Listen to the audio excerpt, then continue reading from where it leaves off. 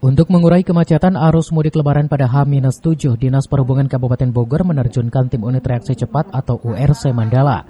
Nantinya petugas tersebut akan disiagakan di 7 titik rawan kemacetan yang ada di Kabupaten Bogor. Diprediksi meningkatnya jumlah pemudik pada tahun ini, Dinas Perhubungan Kabupaten Bogor menerjunkan tim unit reaksi cepat atau URC Mandala.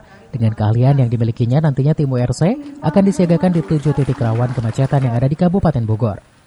Salah satunya jalur Ciawi, Puncak, Cigombong, Cilengsi, serta Jonggol.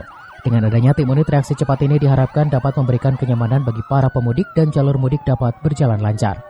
Dalam rangka mudik lebaran tentunya kita butuh pasukan yang cepat, cepat tanggap dan punya reaksi cepat. Jadi ada inovasi dari Disub untuk membentuk tim reaksi cepat URC Mandala karena di beberapa titik di Kabupaten Bogor itu kan rawan kemacetan. Jadi ketika ada memang yang stuck ya di situ tidak anggota, itu untuk unit reaksi cepat bisa nutupi ya kekosongan tersebut. Gitu.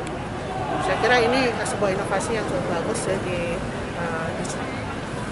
nantinya ntar akan disebar di titik di seluruh titik-titik kemacetan di Kabupaten Bogor, di 7 titik kemacetan itu.